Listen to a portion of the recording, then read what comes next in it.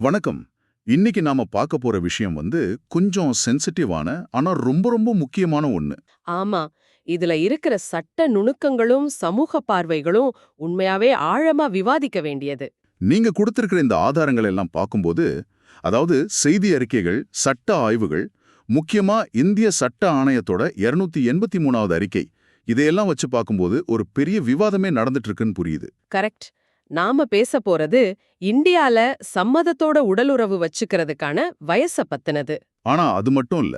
குழந்தைகளை பாதுகாக்க கொண்டு வந்த போக்சோ சட்டம், காதலிக்கிற இளம் வயதினருக்கு எதிரா எப்படி பயன்படுத்தப்படுதுங்கிறது தான் இதோட மையப்புள்ளி. சரிதான். சட்டத்துக்கும் சமூக யதார்த்தத்துக்கும் நடுவுல இருக்கிற ஒரு பெரிய இடைவெளிய பத்தி நம்ம ஆழவா பார்க்க போறோம். சரி, வாங்க ஆரம்பிக்கலாம். முதல்ல இந்த போக்சோ சட்டம்னா என்ன? அது ஏன் இவ்வளவு கராரா இருக்கு?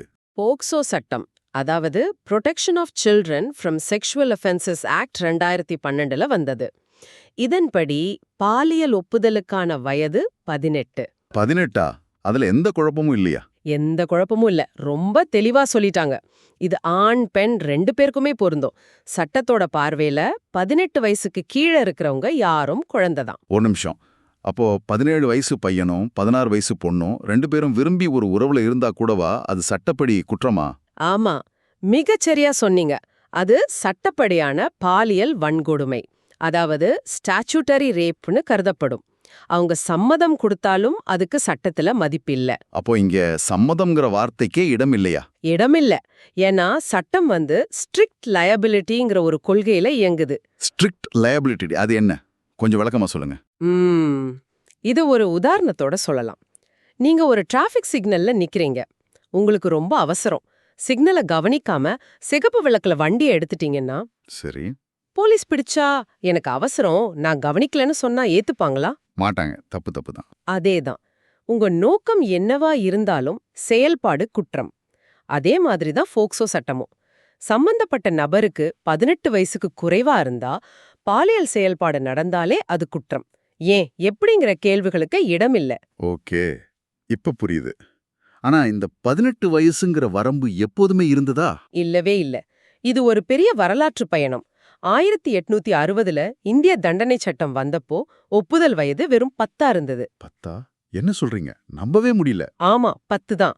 அதுக்கப்புறம் சமூக சீர்திருத்தவாதிகளோட போராட்டங்களால படிப்படியா உயர்ந்துச்சு. 12, 14, 16ன்னு கடைசியா 2012ல போக்சோ சட்டம் மூலமா தான் 18ன்னு நிர்ணயிக்கப்பட்டது. அப்போ குழந்தை பாதுகாப்பை நோக்கி நம்ம ரொம்ப தூரம் வந்திருக்கோம்னு சொல்லலாம். நிச்சயமா. சரி, சட்டம் இவ்ளோ தெளிவா ஒரு நல்ல நோக்கத்துக்காக இருக்கும்போது இப்போ ஏன் இந்த விவாதம் திடீர்னு கிளம்பி இருக்கு? பிரச்சனை எங்க ஆரம்பிச்சது? இதுக்கு முக்கிய காரணம் உத்தரப்பிரதேச அரசு எதிர் அனிருத் அண்ட் மற்றோர் வழக்குல உச்சநீதிமன்றம் சொன்ன ஒரு கருத்து தான். என்ன சொன்னாங்க நீதிமன்றம்? குழந்தைகளை பாலியல் துஷ்பிரயோகத்திலிருந்து பாதுகாக்க கொண்டு வந்த இந்த சட்டம் இப்ப காதலிக்கிற 18 வயதினரை தண்டிக்கிற ஒரு கருவியா அதிகமா பயன்படுத்தப்படுதுன்னு அவங்க கவலை தெரிவிச்சாங்க. அடடா, வேட்டைக்காரனை பிடிக்க விரிச்ச வலையில அப்பாவிங்க சிக்கிற மாதிரி இருக்குன்னு சொல்றீங்க? கரெக்ட். சட்டத்துக்கும் நிஜ வாழ்க்கைக்கும் சம்பந்தமே இல்லாத மாதிரி ஒரு சூழல் உருவாகி இருக்கு. இதுக்கு ஏதாவது புள்ளி விவரங்கள் இருக்கா? நீங்க கொடுத்திருக்கிற ஆதாரங்கள்லயே இருக்கு. என்ஃபோல்ட், யூனிசெஃப் சேர்ந்து செஞ்ச ஒரு ஆய்வுல 3 மாநிலங்கள்ல பதிவான பாக்சோ வழக்குகள்ல கிட்டத்தட்ட கால்வாசி, அதாவது 25% வழக்குகள் சம்மதத்தோட நடந்த காதல் உறவுகள் சம்பந்தப்பட்டது. 25%? நாலுல ஒரு வழக்கு காதலிக்கிறவங்களுக்கு எதிராவா? இது சட்டத்தை தவறா பயன்படுத்துறது இல்லையா? அது மட்டும் இல்ல, இன்னொரு புள்ளி விவரம் இன்னும் அதிர்ச்சியா இருக்கும். தேசிய குடும்ப நல கணக்கெடுப்பு 4 என்ன சொல்லுதுன்னா, இந்தியால 39% பெண்கள் அவங்களோட 18 வயசுக்கு முன்னாடியே முதல் பாலியல் அனுபவத்தை பெற்றிருக்காங்க. என்னது? கிட்டத்தட்ட 40%? அப்போ சட்டம் ஒன்னு சொல்லுது, மக்களோட வாழ்க்கை வேற மாதிரி இருக்கு. இந்த இடைவெளி தான் எல்லா குழப்பத்துக்கும் காரணம். ஆமா, இந்த இடைவெளிய சரி பண்ண தான் இப்போ விவாதம் நடக்குது. இதுக்கு என்ன தீர்வு முன்வைக்கிறாங்க? உங்க ஆதாரங்கள்ல ரோமியோ ஜூலியட் பிரிவுன்னு ஒன்னு பத்தி சொல்லியிருக்கு. கேட்கவே சுவாரஸ்யமா இருக்கு. அதென்னது? அதாவது ஒருமித்த கருத்தோட உறவுல இருக்கிற 2 இளம் வயதினருக்கு நடுவுல வயது வித்தியாசம் ரொம்ப கம்மியா இருந்தா அவங்கள குற்ற நடவடிக்கையிலிருந்து பாதுகாக்கிறது. உதாரணத்துக்கு ஒரு 17 வயசு பையனுக்கும் 14 வயசு பொண்ணுக்கும் இடையிலான உறவை ஒரு கொடூரமான குற்றமா பார்க்காம இது இளம் வயது காதல்னு ஒரு விதிவிலக்கு கொடுக்கிறது. ஓ, இது நல்ல யோசனையா இருக்கே. இது வேற நாடுகள்ல நடைமுறையில இருக்கா? நிச்சயமா இருக்கு. இது ஒன்றும் புது கருத்து இல்ல.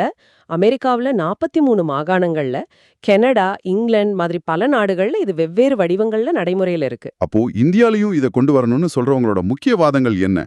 அவங்க ஒரு 3 முக்கியமான விஷயங்கள சொல்றாங்க. முதல் வாதம், இளம் வயதினரோட வளர்ந்து வரும் திறன், அதாவது ஈவால்விங் கெப்பாசிட்டி, அத நம்ம மதிக்கணும்.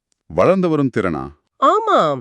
ஒரு 16, 17 வயசுல ஒருத்தருக்கு ஓரளவு முதிர்ச்சி வந்துடும். நல்லது, கெட்டது புரியும். தங்களோட உறவுகள பத்தி முடிவெடுக்கிற திறமை இருக்கும். அத சட்டம் ஏத்துக்கணும்னு சொல்றாங்க. அது ஒரு வகையில சரிதான். ஒரு 7 வயசு குழந்தையோட மனநிலையையும் 17 வயசு இளைஞரோட மனநிலையையும் சட்டம் ஒரே மாதிரி பார்க்க கூடாது இல்லையா? கரெக்ட். 2வது வாதம், இளம் பருவத்துல காதல் வர்றதும் நெருக்கமா பழகுறதும் ரொம்ப இயல்பான ஒரு விஷயம். அது ஒரு குற்றச்செயலா முத்திர குத்துறது தப்பு. இதனால அவங்க எதிர்காலம் பாதிக்கப்படுமே. நிச்சயமா. குறிப்பா அந்த பையனோட எதிர்காலமே கேள்விக்குறியாயிடுது. படிப்பு, வேலைன்னு எல்லாமே போயிடும். 3வது வாதம் தான் ரொம்ப அதிர்ச்சிகரமா இருக்கு. பெற்றோரே இந்த சட்டத்தை ஆயுதமா பயன்படுத்துறாங்கன்னு உங்க ஆதாரங்கள் சொல்லுது. ஆமா, இதுதான் களத்துல இருக்கிற மிக மோசமான யதார்த்தம். குறிப்பா வேற சாதி, மதத்துல காதலிக்கும் போது பொண்ணோட விருப்பத்துக்கு எதிரா அவங்க பெற்றோரே பையன் மேல போக்சோ வழக்கு போடுறாங்க. இது சம்பந்தமா ஏதாவது வழக்குகள் பதிவாகி இருக்கா? டைம்ஸ் ஆஃப் இந்தியா கட்டுரையில ஆஷியானா அறக்கட்டளை பகிர்ந்த ஒரு வழக்கு மனச உலுக்குற மாதிரி இருக்கு. சொல்லுங்க, என்ன நடந்தது அந்த வழக்குல? 17 வயசு பையனும் 16 வயசு பொண்ணும் காதலிச்சு விருப்பத்தோட சேர்ந்திருக்காங்க. பொண்ணு வீட்ல பையன் மேல போக்சோ வழக்கு. ஐயையோ. அந்த பையன் பல மாசம் சிறார் சீர்திருத்த பள்ளியில.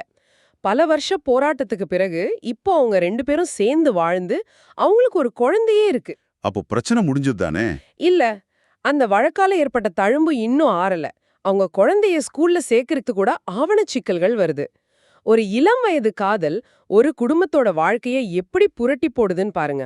கேட்கவே ரொம்ப கஷ்டமா இருக்கு. ஆனா இன்னொரு பக்கம் பார்த்தா இந்த சட்டத்தை தளர்த்துறதா ஆபத்து இல்லையா? அதுவும் ஒரு முக்கியமான கேள்விதான். இந்த ரோமியோ ஜூலியட் விதிவிலக்கு உண்மையான குற்றவாளிகள் தங்களுக்கு சாதகமா பயன்படுத்திக்க மாட்டாங்களா? இதுக்கு எதிரான வாதங்கள் என்ன சொல்லுது? மத்திய அரசோட நிலைப்பாடு இதுல ரொம்ப உறுதியா இருக்கு. அவங்க என்ன சொல்றாங்கன்னா, 18 வயசுங்கிறது குழந்தைகளுக்கு நாம குடுக்கிற ஒரு பாதுகாப்பு கவசம். ஒரு சேஃப்டி நெட் மாதிரி. ஆமா, அத லேசா தளர்த்துனா கூட குழந்தைங்களை ஏமாத்துறது, ஆசை வார்த்தை காட்டி கடத்துறது, வற்புறுத்துறதுன்னு பல தப்புகளுக்கு வழிவகுத்துடுன்னு பயப்படுறாங்க. அந்த பயமும் நியாயமானது தானே? ஆமா, அதோட இந்திய சட்ட ஆணையம் என்ன எச்சரிக்குதுன்னா, இது குழந்தை திருமணம், விபச்சாரத்துக்கு எதிரா நாம இவ்ளோ வருஷமா போராடினத பலவீனப்படுத்திரும் சொல்லுது. எப்படி? வயச குறைச்சா குற்றவாளிகள் இது சம்மதத்தோட நடந்ததுன்னு சொல்லி ஈஸியா தப்பிச்சுடுவாங்க. இன்னொரு கவலைக்குரிய விஷயம் என்னன்னா, சொல்லுங்க. 2007ல நடந்த ஒரு ஆய்வுல 50%க்கும் அதிகமான பாலியல் துன்புறுத்தல்கள் குழந்தைகளுக்கு தெரிஞ்சவங்களால தான் நடக்குது. குடும்ப உறுப்பினர், ஆசிரியர், பக்கத்து வீட்டுக்காரர்னு இப்படிப்பட்ட சூழல்ல ஒரு குழந்தையோட சம்மதம் உண்மையாவே சம்மதம் தானா இல்ல அது மிரட்டலோட விளைவான்னு கண்டுபிடிக்கிறது ரொம்ப கஷ்டம். இப்போ புரியுது. ஒரு பக்கம் சட்டத்தை தவறா பயன்படுத்துறாங்க, இன்னொரு பக்கம் சட்டத்தை தளர்த்துனா குழந்தைங்களுக்கு ஆபத்து. இது ரெண்டுக்கும் நடுல ஒரு சமரச புள்ளி, ஒரு நடுநிலை வழி இருக்கா? இருக்கு. அங்கதான் இந்திய சட்ட ஆணையத்தோட 283வது அறிக்கை ஒரு தீர்க்கம் முன்வைக்குது. 2023ல வெளியான இந்த அறிக்கை இந்த சிக்கலை ரொம்ப ஆழமா அலசியிருக்கு. அப்படியா? ரொம்ப நம்பிக்கையா இருக்கு. என்ன பரிந்துரை பண்ணிருக்காங்க? ஆணையம் ரொம்ப கவனமா இந்த விஷயத்த கையாண்டிருக்கு. அவங்க ஒப்புதல் வயச 16ஆ குறைக்க சொன்ன பரிந்துரையை நிராகரிச்சுட்டாங்க. ஓ, நிராகரிச்சிட்டாங்களா? ஆமா, அதே மாதிரி நேரடியான ரோமியோ ஜூலியட் விதிவிலக்கையும் ஏத்துக்கல. ரெண்டையும் நிராகரிச்சிட்டாங்களா? அப்ப என்னதான் தீர்வு? அதுக்கு பதிலா ஒரு நடுநிலை வழிய பரிந்துரைக்கிறாங்க. அதாவது ஒப்புதல் வயத 18ஆகவே வச்சுக்கலாம். சரி. ஆனா 16ல இருந்து 18 வயசுக்குட்பட்டவங்க சம்பந்தப்பட்ட வழக்குகள்ல, அதுவும் அது ஒரு ஒருமித்த கருத்தோட நடந்த காதல் உறவா இருந்தா, தண்டனை கொடுக்கும்போது நீதிபதிகளுக்கு வழிகாட்டப்பட்ட விருப்புரிமையை, அதாவது கைடட் ஜுடிஷியல் டிஸ்கிரிஷனை கொடுக்கலான்னு சொல்றாங்க. வழிகாட்டப்பட்ட விருப்புரிமை கேட்க நல்லா இருக்கு. ஆனா நடுமுறையில இது எப்படி செயல்படும்? நல்ல கேள்வி. அதனால்தான் இதுக்கு வழிகாட்டப்பட்டன்னு ஒரு வார்த்தையை சேர்த்திருக்கிறாங்க. நீதிபதிகள் அவங்க இஷ்டத்துக்கு முடிவெடுக்க முடியாது. சில நிபந்தனைகளை கண்டிப்பா கருத்துல எடுத்துக்கணும். என்னென்ன காரணிகள் அது? முதல்ல அந்த உறவு உண்மையாவே சம்மதத்தோட காதலோட இருந்ததான்னு பார்க்கணும். 2வது, 2 பேருக்கும் இடையிலான வயது வித்தியாசம் ரொம்ப கம்மியா இருக்கணும், குறிப்பா 3 வருஷத்துக்குள்ள. 3வது, அந்த உறவுல எந்த விதமான வற்புறுத்தல், ஏமாற்று வேலை, மிரட்டல் எதுவும் இருக்கக்கூடாது. கடைசியா, குற்றம் சாட்டப்பட்ட பையனுக்கு எந்த விதமான குற்ற பின்னணியும் இருக்கக்கூடாது. ஆஹா, இது ஒரு நல்ல சமரச தீர்வு மாதிரி தெரியுது. இது சட்டத்தோட பாதுகாப்பையும் நீக்கல, அதே சமயம் அப்பாவி இளைஞர்களோட வாழ்க்கையும் காப்பாத்துது. ரெண்டுக்கும் நடுல ஒரு பாலமா இருக்கு. மிக சரி. சட்ட ஆணையத்தோட நோக்கமும் அதுதான். பாதுகாப்பையும் இளம் வயதினரோட சுயாட்சியையும் சமநிலைப்படுத்துறது. சரி, இந்த சட்டத்தோட தாக்கம் நீதிமன்ற அறையோட முடியறதில்ல. வெளியிலயும் இதனால பிரச்சனைகள் இருக்கா? பொது சுகாதாரம் பத்தி உங்க ஆதாரங்கள் பேசுதே. ஆமா, இது அதிகம் பேசப்படாத ஆனா ரொம்ப ஆபத்தான ஒரு விளைவு. போக்சோ சட்டத்துல கட்டாய அறிக்கை, அதாவது மேண்டட்டரி ரிப்போர்ட்டிங்னு ஒரு பிரிவு இருக்கு. அது என்ன சொல்லுது? இதன்படி 18 வயசுக்கு குறைவான ஒருத்தர் பாலியல் உறவுல ஈடுபட்டிருக்கிறாங்கன்னு ஒரு மருத்துவருக்கோ ஆசிரியருக்கோ தெரிஞ்சா அவங்க உடனே போலீஸ்க்கு தகவல் சொல்லணும். இதுல என்ன பிரச்சனை? இதனால 18 வயசினர் அவங்களுக்கு தேவையான பாலியல் மற்றும் இனப்பெருக்க சுகாதார சேவைகளை வாங்கவே பயப்படுறாங்க. உதாரணத்துக்கு ஒரு இளம் பெண்ணுக்கு கருத்தடை சாதனங்கள் தேவைப்பட்டாலோ, இல்ல எதிர்பாராத விதமா கர்ப்பம் தெரிச்சிட்டா அதுக்கு மருத்துவ உதவி தேவைப்பட்டாலோ அவங்க மருத்துவமனைக்கு போக தயங்குறாங்க. போலீஸ்க்கு சொல்லிடுவாங்கிற பயத்திலே? ஆமா, அந்த பயத்தால அவங்க ஆபத்தான பாதுகாப்பில்லாத முறைகளை கையாள தூண்டப்படுறாங்க. இது அவங்க உயிருக்கே ஆபத்தா முடியலாம். இது ரொம்ப தீவிரமான பின்விளைவாச்சு. அப்போ இதுக்கு என்னதான் தீர்வு? ஒரே தீர்வு, நம்ம அணுகுமுறைய மாத்துறதுதான். தண்டிக்கிறதுல இருந்து கவனத்தை மாத்தி அதிகாரம் கொடுக்கறதுல கவனம் செலுத்தணும். எப்படி? சட்ட ஆணையமும் யுனெஸ்கோவும் சொல்ற மாதிரி பள்ளிகள்ல விரிவான பாலியல் கல்வி கொண்டு வர்றது ரொம்ப அவசியம். Comprehensive sexuality education. ஆமா, சம்மதம்னா என்ன, பாதுகாப்பான உறவுனா என்ன, உடல்நலம் சம்பந்தப்பட்ட தகவல்கள்னு எல்லாத்தையும் இளம் வயதினருக்கு கத்துக் கொடுக்கணும். அப்போதான் உங்க பயம் இல்லாம தெளிவான முடிவுகளை எடுப்பாங்க. ஆக இந்த முழு கலந்துரையாடலையும் தொகுத்து பார்த்தா ஒன்னு தெளிவா புரியுது. போக்சோ சட்டம் குழந்தை பாதுகாப்புக்கு அப்சல்யூட்டா அவசியமான ஒண்ணு. அதுல மாற்று கருத்தே இல்ல. ஆனா சம்மதத்தோட இருக்கிற இளம்வயது காதலர்கள் விஷயத்துல அதை பயன்படுத்தும் போது அது ஒரு பெரிய சமூக சிக்கலை உருவாக்குது. சரிதான். இந்த விவாதம் வெறும் வயசை குறைக்கிறத பத்தினதில்ல, பாதுகாப்பையும் உறுதி செஞ்சு அதே சமயம் இளைஞர்களோட வாழ்க்கையும் வீணாக்காத ஒரு நுட்பமான அணுகுமுறையை கண்டுபிடிக்கிறத பத்தினது. ஆமா, சட்ட ஆணையத்தோட பரிந்துரை அந்த திசையில ஒரு முக்கியமான அடி. நிறைவா உங்களுக்கு ஒரு சிந்தனைக்குரிய கேள்வியோட விடை பெறுகிறேன். நாம இதுவரைக்கும் பேசின ஆதாரங்கள் எல்லாமே சட்டத்தை பத்தியும் அதோட பயன்பாட்டை பத்தியும் பேசுது. ஆனா நாம வாழ்றது டிஜிட்டல் யுகம். இங்க செக்ஸ்டிங் மாதிரி புது புது சவால்கள் வந்துகிட்டே இருக்கு. ஆமா, அதுவும் ஒரு முக்கியமான புள்ளி. நம்ம சட்டம் இதுக்கெல்லாம் தயாரா இருக்கா? உதாரணத்துக்கு, ரோமியோ ஜூலியட் விதிவிலக்கு மூலமா பாதுகாக்கப்பட்ட ஒரு உறவுல 18 வயதினர் தங்களுக்குள்ள அந்தரங்க படங்களை அனுப்பிக்கிட்டா அதை கடுமையான குழந்தை ஆபாசப்பட சட்டங்களின் கீழ் குற்றமா பார்க்கணுமா? சட்டம் எப்போதுமே சமூக யதார்த்தத்தை துரத்திக்கிட்டே தான் ஓடுது.